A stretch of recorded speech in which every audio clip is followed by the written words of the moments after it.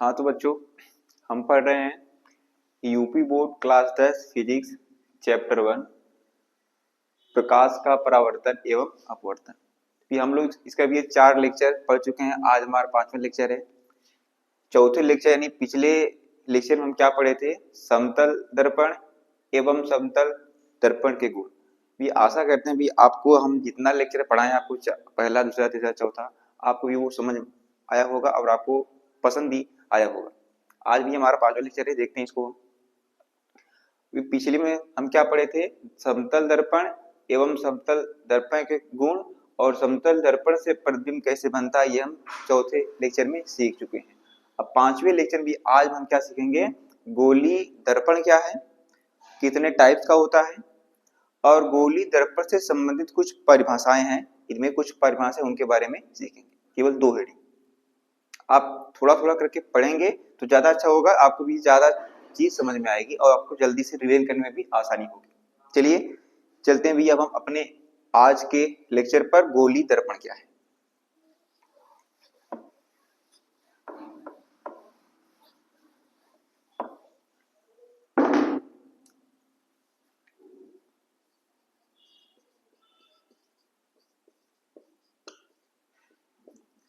गोली दर्पण भी इसका अंग्रेजी होता है स्फेरिकल मिरर।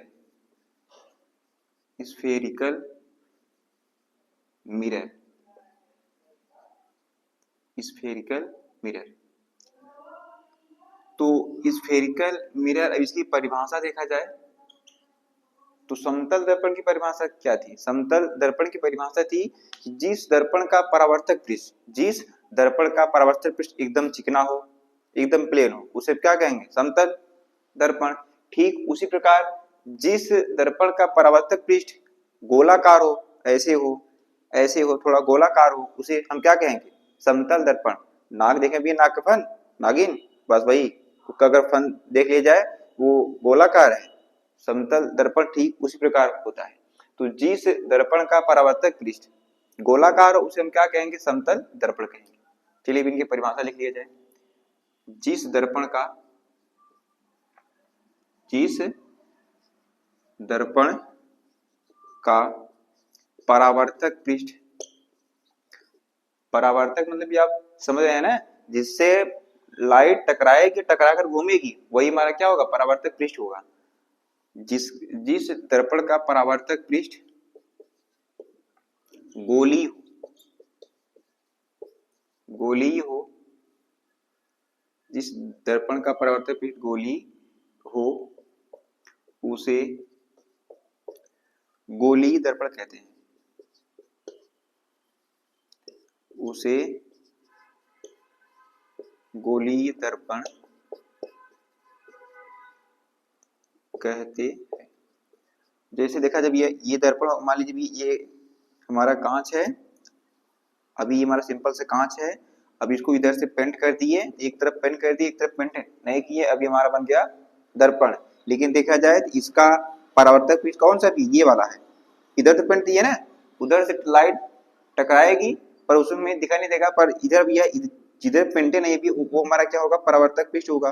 तो आगे की तरफ पेंट नहीं है, ये हमारा क्या होगा? परावर्तक पृष्ठ होगा। पर ये जो परावर्तक पृष्ठ है, देखिए ये टेढ़ा है, ये गोलाकार है, ये गोलाकार में, इसलिए इसको हम क्या कहेंगे? गोली दर्पण कहेंगे। ऐसे ऐसे भी हो सकता है भी, ये ऐसे, मतलब ऐसे ही है, ऐसे ये भी इसमें इसमें। अब इसको ऐसे कर दिया जाए, ऐसे पेंट दिया जाए, ऐसे ऐसे। तो अब इसको बाहर से पेंटे हुए हैं, किधर से भैया? बाहर से पेंटे हुए हैं। अब अंदर तरफ पेंटे नहीं है, अंदर तरफ भी हमारा खाली है, अंदर तरफ हमारा खाली है। तो ये भी हमारा क्या है? गोली दर्पण। ये क्या भी हमारा? गोली दर्पण, क्योंकि ये भी इसका परावर्तक पृष्ठ क्या है? गोलाकार। जिस दर्पण का परावर्तक पृष्ठ गोलाकार होगा नागिन के जैसे, उसे हम क्या कहेंगे? समतल दर्पण। अब देखा जाए तो ये समतल दर्पण 2 प्रकार का होता है। ओ सॉरी, जिस दर्पण का परावर्तक पृष्ठ गोलाकार हो भी उसे क्या कहेंगे? गोली दर्पण। और देखा जाए भी गोली दर्पण 2 प्रकार का होता है। समतल दर्पण बोल दिया था, समतल दर्पण नहीं, गोली दर्पण होगा। अब देखिए, देखा जाए गोली दर्पण 2 प्रकार का होता है। दो प्रकार का होता है। अब पहला देखा जाए, पहला हमारा भी होता है अवतल दर्पण। क्या होता है? अवतल दर्पण, जिसको भी अंग्रेजी में कनकेव मिरर कहते हैं। क्या कहते हैं? ये concave, CONCAVE, concave mirror, MIRROR, mirror. ये दूसरा भी हमारा क्या होता है? उत्तल दर्पण। क्या होता है? उत्तल दर्पण। इसको भी अंग्रेजी में क्या कहते हैं? Convex mirror, convex mirror, convex mirror. तो अब क्या करें भैया, अब हम देखें कि भैया अवतल दर्पण किसके कहेंगे और किसे उत्तल दर्पण कहेंगे। गोली दर्पण भी आपको समझ में आ गया होगा कि जिस दर्पण का परावर्तक पृष्ठ गोलाकार हो उसे हम क्या कहेंगे? गोली दर्पण कहेंगे। अब गोली दर्पण दो प्रकार का है। पहला हमारा अवतल दर्पण, तो अब हमारा हेडिंग क्या होगा? अवतल दर्पण होगा। क्या होगा? अवतल दर्पण। चलिए इसको मिटाकर अपना पहला हेडिंग अवतल दर्पण देखा जाए।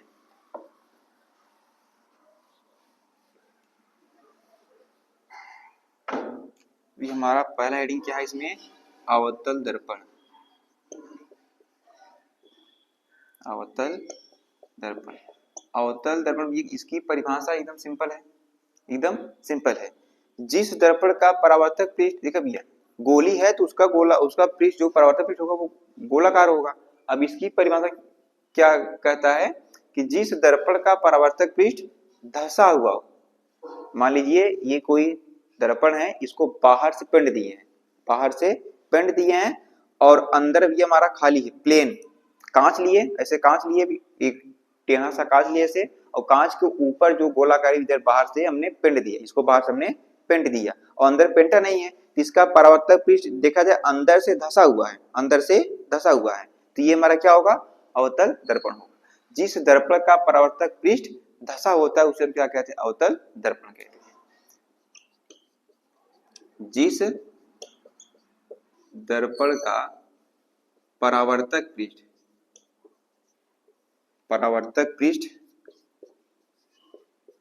धंसा होता है,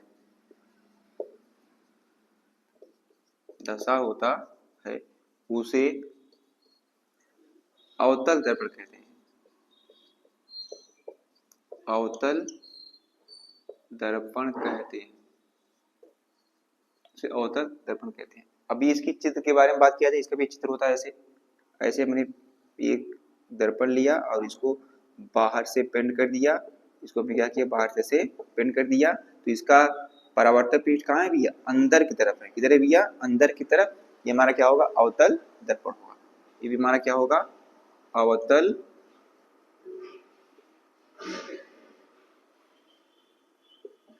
दर्पण, अवतल दर्पण होगा, कनकेव मिरर होगा। अब दूसरा भी इसमें क्या है हमारा? दूसरा ये जिस दर्पण का परावर्तक पृष्ठ उभरा हो। अभी हमने क्या किया था? ऐसे कांच लिया था, उसको बाहर से पेंटा था। अब क्या करें? इसको अंदर से पेंट दें। इसको अगर अंदर से पेंट दिया जाए तो ये बाहर वाला हमारा क्या होगा? परावर्तक पृष्ठ होगा। तो जिस दर्पण का परावर्तक पृष्ठ उभरा हो, उठा हुआ हो, उसे क्या कहेंगे? उत्तल दर्पण कहेंगे। यहाँ उत्तल दर्पण की परिभाषा क्या हो जाएगा? उत्तल दर्पण, जिस दर्पण का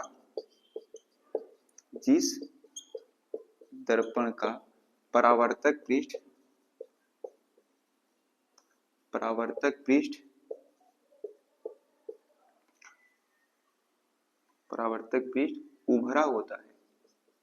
उभरा होता है, उसे उत्तल दर्पण कहते हैं। उत्तल दर्पण कहते हैं। अब इसमें चित्र अगर देखा जाए तो इसका भी चित्र कैसा होता है? इसका चित्र भी ऐसे होगा। ये इसको ऐसे करिए और इसको अंदर से पेंट करिए, तभी तो इसका परावर्तक पृष्ठ बाहर होगा ना। इसको अंदर से पेंट कर दिया जाए, अगर इसको अंदर से पेंट कर दिया जाए तो हमारा ये जो बाहर वाला पृष्ठ होगा ये हमारा क्या होगा? परावर्तक पृष्ठ होगा। तो इसका परावर्तक पृष्ठ क्या है? उभरा हुआ है। इसको हम क्या कहेंगे? उत्तल दर्पण कहेंगे, कन्वेक्स मिरर, उत्तल दर्पण कहेंगे, कन्वेक्स मिरर। तो आपको गोली दर्पण और गोली दर्पण दो टाइप का, अवतल उत्तल, इनकी परिभाषा आपको समझ में आया होगा। अब हम क्या करें भी, अब हम सीखेंगे कि अवतल दर्पण जो हमारा गोली दर्पण है उससे संबंधित कुछ परिभाषाएं, इसके बाद फिर आगे चलते हैं।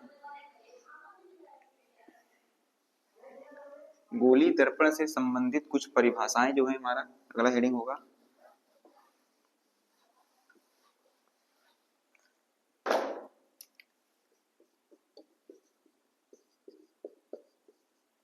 गोली दर्पण से संबंधित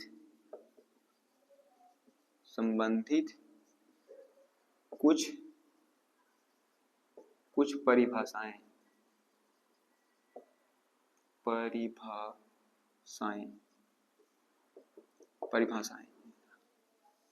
गोली दर्पण से संबंधित कुछ परिभाषाएं।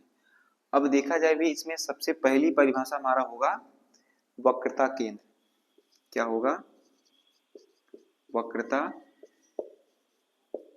केंद्र। इसका भी पहला परिभाषा हमारा क्या होगा? वक्रता केंद्र।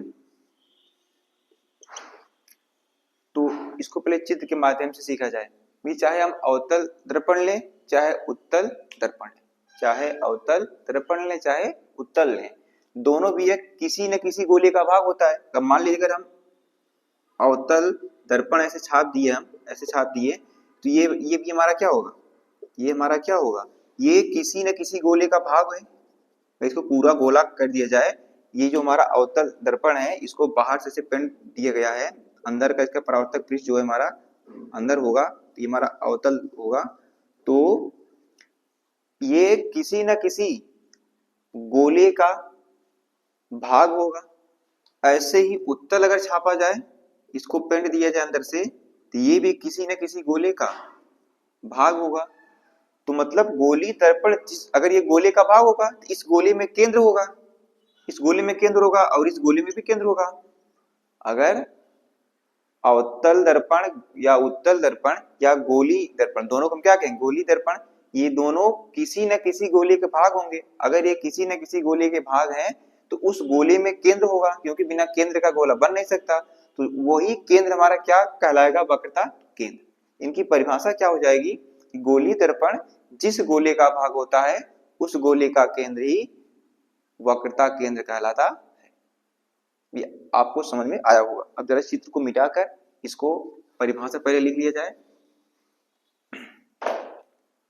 गोली दर्पण जिस गोले का भाग होता है, जिस गोले का भाग होता है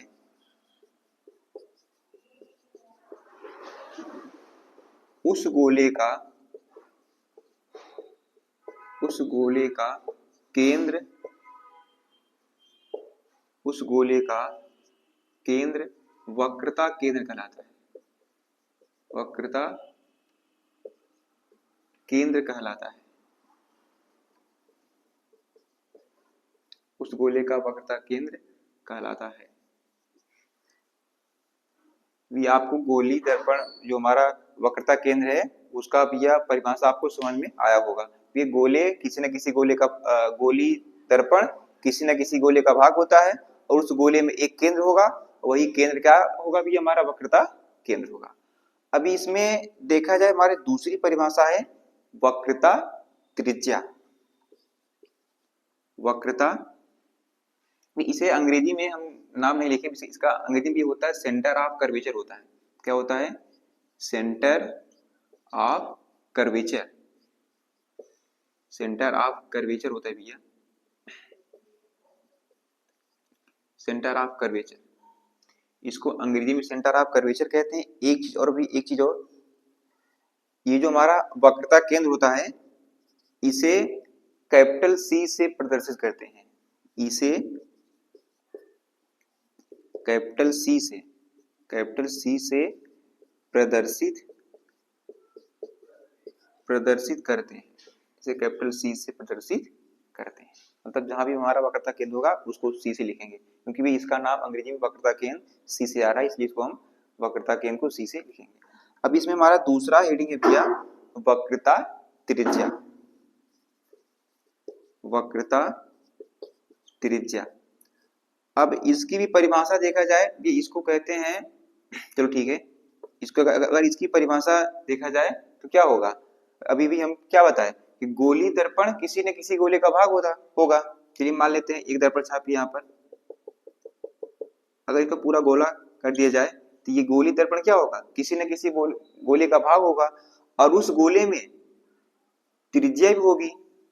अगर गोला है तो उसमें रेडियस होगा नहीं होगा, त्रिज्या होगी। अगर उसमें रेडियस है, ये त्रिज्या है, तो वही रेडियस वही त्रिज्या क्या होगा, वक्रता त्रिज्या होगा। मतलब गोली दर्पण जिस गोले का भाग होता है उस गोले की त्रिज्या ही वक्रता त्रिज्या कहलाती है। ये जब गोला है तो उसमें ये त्रिज्या होगी, वही जो त्रिज्या होगी वक्रता त्रिज्या कहलाएगी। फिर इसका भी परिभाषा बहुत आसान है, तो लिख लिया जाए भैया, गोली दर्पण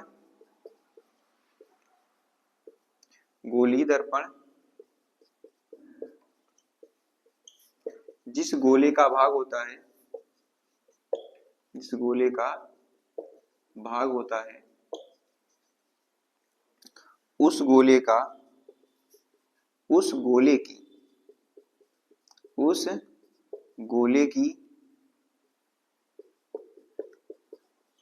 त्रिज्या ही वक्रता त्रिज्या कहलाती है, वक्रता त्रिज्या कहलाती है। अगर देखा जाए भी है तो इसको हम क्या करते हैं, इसको भी एक कैपिटल आर से प्रदर्शित करते हैं, इसे कैपिटल आर से प्रदर्शित करते हैं, इसे कैपिटल आर से, या कई बुक में स्मॉल आर से भी लिखते हैं, कैपिटल आर से प्रदर्शित करते हैं, प्रदर्शित करते हैं। ये इसमें हमारा क्या हो गया, गोली दर्पण से संबंधित कुछ परिभाषाएं दो हो गए, वक्रता केंद्र और वक्रता त्रिज्या। भी आपको दो परिभाषा समझ आया होगा। अब चलते भी इसके तीसरे नंबर पर।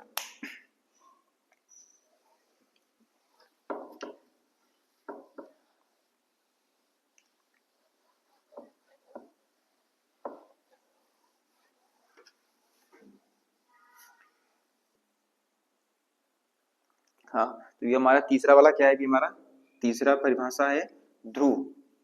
क्या है भी हमारा ध्रुव, इसको अंग्रेजी में ये क्या कहते हैं, पोल कहते हैं। क्या कहते हैं, पोल, POLE, ध्रुव। अब ध्रुव क्या होता है भैया, ध्रुव की भी परिभाषा बहुत आसान है, अब ये बहुत आसान भी है, इसे इसकी परिभाषा उसको समझना बहुत आसान है।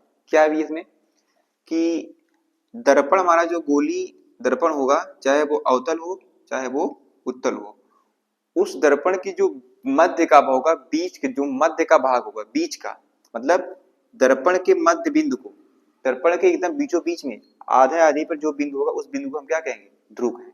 क्या कहेंगे, ध्रुव।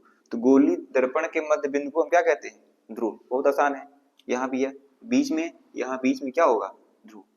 गोली दर्पण के मध्य बिंदु को ध्रुव कहते हैं, बस यही इसका परिभाषा होगा। गोली दर्पण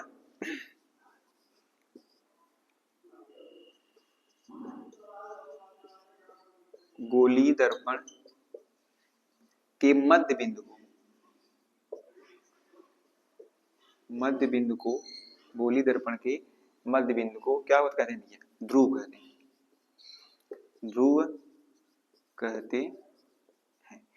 अभी जरा देखा जाए तो इसे भी कैपिटल P से लिखते हैं, क्योंकि भी इसका अंग्रेजी P से स्टार्ट हो रहा है, किसी भी ये P से स्टार्ट हो रहा है, इसे कैपिटल P से प्रदर्शित करते हैं, ये आपको दर्पण का ध्रुव भी समझ में आया होगा। अब इसका भी हमारा चौथा हेडिंग है, चौथा भी हेडिंग हमारा है मुख्य फोकस।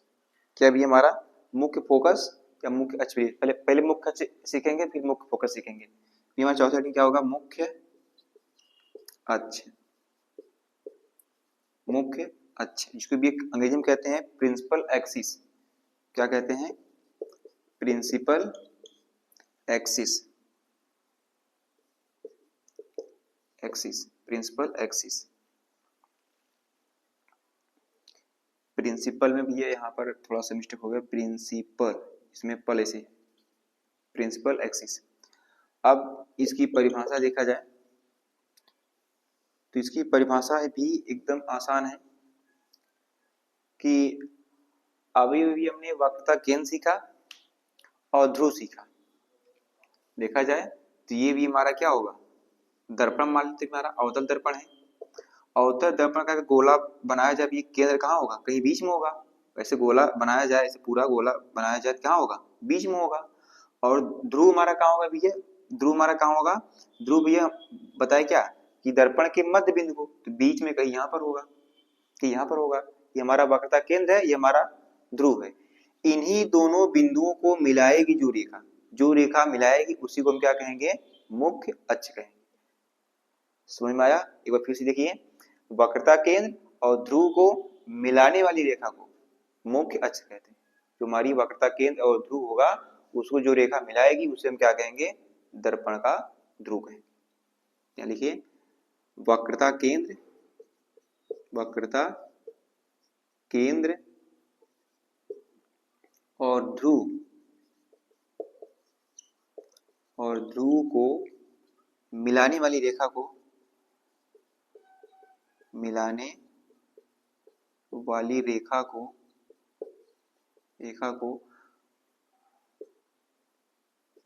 मुख्य अक्ष कहते हैं, मुख्य अक्ष कहते हैं।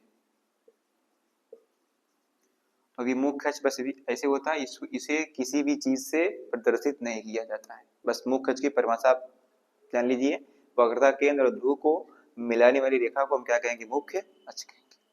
अब ये चलते हैं अपना हम अगले स्टेप पर, पांचवें पर। 5वें नंबर पे हमारा क्या है?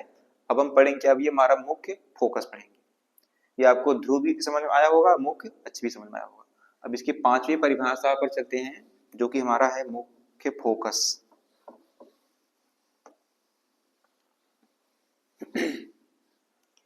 क्योंकि भी हमारा क्या है? अभी मुख्य फोकस है।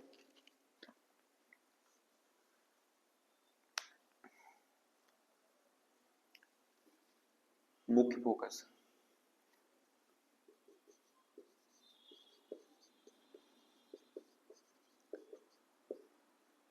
मुख्य फोकस भी, इसको अंग्रेजी में क्या कहते हैं? प्रिंसिपल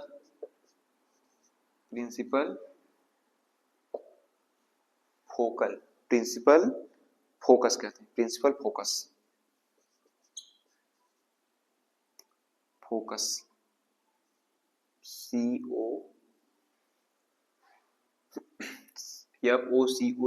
फोकस, प्रिंसिपल फोकस कहते हैं। चलिए अब इसकी परिभाषा देखा जाए, प्रिंसिपल, यह ल है भैया, प्रिंसिपल। अब इसकी परिभाषा देखा जाए तो एकदम आसान है। जैसे अभी आपने भी ये पढ़ चुका है, वक्रता केंद्र और ध्रुव, वक्रता केंद्र और ध्रुव। तो अगर ये हमारा वक्र, मान लीजिए ये हमारा अवतल दर्पण है, ये हमारा वक्रता केंद्र है, ये हमारा ध्रुव है, और ये भी हमारा क्या है? मुख्य अक्ष है। वक्रता केंद्र और ध्रुव को मिलाने वाली रेखा को हम क्या कहेंगे? मुख्य अक्ष कहेंगे। अब मुख्य फोकस के बारे में बात किया जाए तो ये मुख्य फोकस क्या होता है? वक्रता केंद्र और ध्रुव के बीच में ही होता है, बीच में ही होता है। इसकी परिभाषा क्या हो जाएगी? वक्रता केंद्र और ध्रुव के बीच में एक बिंदु होता है, जिसे हम क्या कहते हैं? मुख्य फोकस कहते हैं। इसकी एक परिभाषा यह है, और इसकी एक परिभाषा और है कि जो प्रकाश किरण मुख्य अक्ष के समांतर जाती है, मतलब यहाँ पर वस्तु रखें तो यहाँ से लाइट ऐसे निकलेगी और इस दर्पण से टकराएगी, और टकराने के बाद जिस बिंदु से जाएगी, जिस बिंदु से ऐसे गई और टकराने के बाद वापस ऐसे आ रही है, तो टकराने के बाद या परावर्तन के बाद जिस बिंदु से जाती है वापस आती है, उस बिंदु को हम क्या कहेंगे? मुख्य फोकस कहेंगे। दो परिभाषाएं हैं। पहला वाला क्या है भी इसका कि मुख्य फोकस वक्रता केंद्र और ध्रुव के बीच में एक बिंदु होता है, जिसे मुख्य फोकस कहते हैं। पहली परिभाषा, अगर इसको भी आपको ना आए तो एक परिभाषा और है, या करके लिख देना भी आप, कि मुख्य अक्ष के समांतर जाने वाली प्रकाश किरणें परावर्तन के पश्चात जिस बिंदु से जाती हैं या जाती हुई प्रतीत होती हैं। क्योंकि भैया अवतल में वास्तव में आपको जाती हुई दिखाई देंगी, पर जो हमारा उत्तल होगा उसमें क्या होगा, ऐसे नहीं होगा, उसमें ऐसे लाइट आएगी और ऐसे घूम जाएगी, ऐसे ऐसे गई टकराने के बाद ऐसे घूम जाएगी, तो ये यहाँ से डॉट डॉट करके भी आपको जाती हुई प्रतीत होगी। तो इसलिए भी इसका परिभाषा क्या होगा कि मुख्य अक्ष के समांतर जाने वाली प्रकाश किरणें परावर्तन के पश्चात जिस बिंदु से जाती हैं या जाती हुई प्रतीत होती हैं उस बिंदु को मुख्य फोकस कहते हैं। या वक्रता केंद्र और ध्रुव के बीच में एक बिंदु होता है, इसे मुख्य फोकस कहते हैं। चलिए इनकी दोनों परिभाषा ले लिया जाएगा भैया।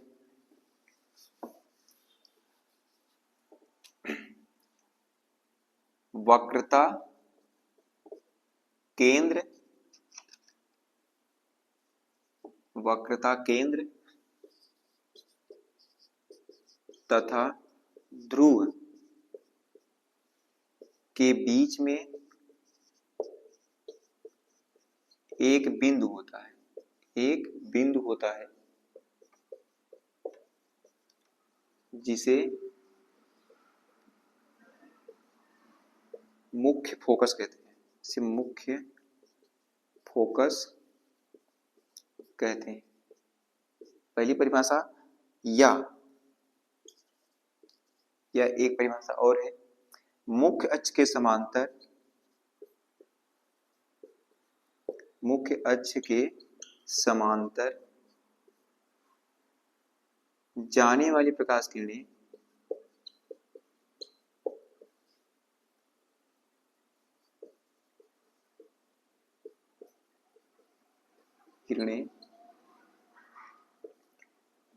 परावर्तन के पश्चात,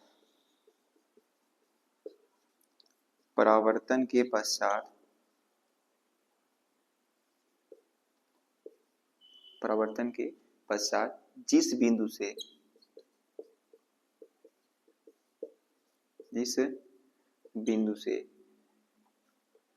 जाती है, जिस बिंदु से आती हैं या आती प्रतीत होती हैं, जिस बिंदु से आती हैं, आती हैं या आती प्रतीत होती हैं, आती हुई प्रतीत होती हैं, होती हैं, उस बिंदु को, उस बिंदु को, उस बिंदु को मुख्य फोकस कहते हैं, मुख्य फोकस कहते हैं, कहते हैं। ये आपको देखने में ये परिभाषा बहुत बड़ी लग रही होगी, पर ये परिभाषा बहुत बड़ी है नहीं, आपको बस समझने का है कि जो प्रकाश किरण भैया मुख्य अक्ष के समांतर जाएगी, परावर्तन के पश्चात जिस बिंदु से आती है या आती प्रतीत होती है उस बिंदु को हम क्या कहते हैं, मुख्य फोकस कहते हैं। या दर्पण के ध्रुव और वक्रता केंद्र के बीच में एक बिंदु होता है जिसे मुख्य फोकस कहते हैं। अब जरा देखा जाए भैया तो इसको कैपिटल एफ से प्रदर्शित करते हैं। किससे? कैपिटल एफ से। तो जगह कम है, इसको मिटाकर आगे लिखा जाए।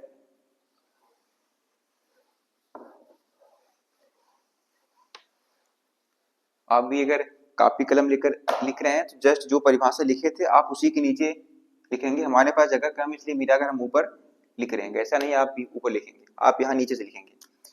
तो लिखेंगे इसे, इसे मतलब मुख्य फोकस को, इसे कैपिटल एफ से प्रदर्शित करते हैं, प्रदर्शित करते हैं, इसे कैपिटल एफ से प्रदर्शित करते हैं। एक बात ये भैया, और एक बात देखा जाए तो ये अवतल दर्पण में, अवतल दर्पण में मुख्य फोकस, इसे एफ से लिख रहे हैं भैया। अब मुख्य फोकस बार बार हिंदी नहीं लिख रहे हैं, उसका संकेत जो प्रतीक है उसको लिख रहे हैं। मुख्य फोकस यानी कि एफ अवतल दर्पण में, अवतल दर्पण में बाईं तरफ होता है। फिर भैया बाईं तरफ, बाईं तरफ होता है। देखा जाए ये हमारा क्या है, ये भी हमारा क्या है, अवतल दर्पण बन नहीं पा रहा है। ऐसे देखिए ये हमारा क्या है भी अवतल दर्पण, इसका परावर्तक पृष्ठ क्या है, धसा हुआ है ना, तो इसका भी जो वक्रता केंद्र यहाँ पर होगा और ध्रुव यहाँ पर होगा, और इसके बीच में क्या होगा हमारा वक्रता केंद्र ध्रुव के बीच में हमारा क्या होगा, मुख्य फोकस होगा। तो यह कहाँ होता है, अगर इसको देखा जाए, इसको बीच में मान लिया जाए, तो इधर बाएं साइड में हमारा मुख्य फोकस होता है। किधर होता है, बाएं साइड में मुख्य फोकस होता है।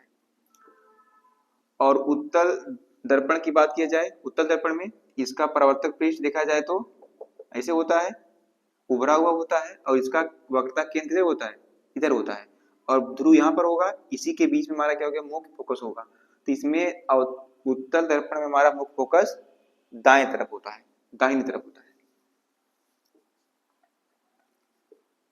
मुख्य फोकस उत्तल दर्पण में, उत्तल दर्पण में दाएं तरफ होता है या दाईं तरफ होता है, तरफ होता है, दाईं तरफ होता है। ये आपको ये सभी समझ में आ गया होगा। अब हम इसके भी अगले परिभाषा पे चलते हैं। भी हमारा क्या होगा, मुख्य हमारा फोकस दूरी होगा, क्या होगा, फोकस दूरी। चलिए इसको मिटाया जाए। हमारा छठा परिभाषा क्या होगा, फोकस दूरी।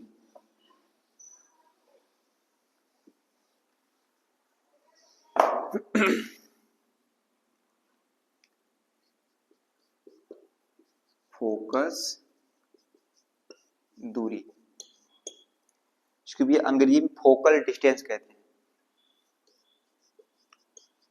फोकल डिस्टेंस, F-O-C-A-L होता है, F-O-C-A-L होता है, फोकल डिस्टेंस या लेंथ भी कहते हैं, डिस्टेंस लेंथ कहते हैं, focal length, focal length, length L-E-N-G-H-T, length, focal length कहते हैं। चलिए भैया अब इसकी परिभाषा देखा जाए तो इसकी परिभाषा भी एकदम आसान है। परिभाषा क्या भी इसका कि मुख्य फोकस भी हम पढ़ चुके हैं और ध्रुव भी पढ़ चुके हैं। तो मुख्य फोकस और ध्रुव के बीच की जो दूरी होगी वही हमारी क्या होगी, फोकस दूरी होगी। ऐसे देखा जाए ये हमारा दर्पण हो गया और ये हमारा ध्रुव हो गया, ये हमारा वक्रता केंद्र हो गया। ध्रुव और वक्रता केंद्र के बीच में क्या होगा, मुख्य फोकस होगा। तो इसके मुख्य फोकस और ध्रुव के बीच में जो दूरी होगी यही दूरी हमारी क्या होगी, फोकस दूरी होगी। परिभाषा क्या होगा भैया कि फोकस दूरी क्या है कि दर्पण के ध्रुव और मुख्य फोकस के बीच की दूरी को फोकस दूरी कहते हैं, फोकस दूरी। तो लिखेंगे भी हमारा मुख्य फोकस, मुख्य फोकस तथा ध्रुव के बीच की दूरी को, बीच की दूरी को फोकस दूरी कहते हैं, फोकस दूरी कहते हैं। तो बात की जाए भी है इसमें फोकस दूरी, तो फोकस दूरी को स्मॉल एफ से लिखते हैं। ध्यान दें मुख्य फोकस को कैपिटल एफ से लिखते हैं और फोकस दूरी को स्मॉल एफ से लिखते हैं, फोकस दूरी को स्मॉल एफ से लिखते हैं, फोकस दूरी को स्मॉल एफ से, छोटा वाली एफ से लिखते हैं, एफ से प्रदर्शित करते हैं, प्रदर्शित करते हैं स्मॉल एफ से। और भी इसमें एक चीज और है, एक चीज और है भी, अगर देखा जाए तो आपसे कभी कोई पूछ दिया कि वक्रता त्रिज्या और एफ मतलब फोकस दूरी में संबंध, वक्रता त्रिज्या तथा फोकस दूरी, फोकस दूरी में संबंध, इसमें संबंध क्या है भी हमारा, तो इसमें भी संबंध होगा जो होता है भी हमारा, वो होता है F बराबर कैपिटल R बटे 2 या या r बराबर 2f। मतलब जो हमारी वक्रता त्रिज्या होती है, यहाँ पर देखा जाए ये हमारा दर्पण है, ये ध्रुव है, ये वक्रता केंद्र है, तो वक्रता केंद्र से और ये देखा जाए इसको मिलाएंगे तो यही हमारी क्या होगी, वक्रता ये त्रिज्या होगी ना, क्योंकि अगर इसको गोला बनाया जाए ऐसे ऐसे तो ये केंद्र से ये हमारा क्या हो गया, परिधि, तो केंद्र से परिधि को मिलाएंगे तो यही हमारी क्या होगी, ये त्रिज्या होगी। अब इधर तो कोई परिधि है नहीं, परिधि तो हमारा यही है, तो इसको मिलाएंगे ये हमारा क्या होगा, ये त्रिज्या होगी। तो इसी को हम क्या कहेंगे, वक्रता त्रिज्या। अब इसी के बीच में क्या होता है, अभी हमारा मुख्य फोकस होता है। क्या होता है, मुख्य फोकस होता है। फोकस दूरी इतनी होती है और वक्रता त्रिज्या इतनी होती है, मतलब फोकस दूरी जो होती है आधा आधा, मतलब फोकस दूरी जो होती है वो वक्रता त्रिज्या की आधी होती है, जो यहाँ पर लिखा है F बराबर r/2, r बराबर 2f, मतलब 2f जोड़ेंगे तब जाकर r के बराबर आएगा। यही भी हमारा फार्मूला हो गया, F बराबर r/2 या r बराबर 2f। चलिए आगे चलते हैं भैया।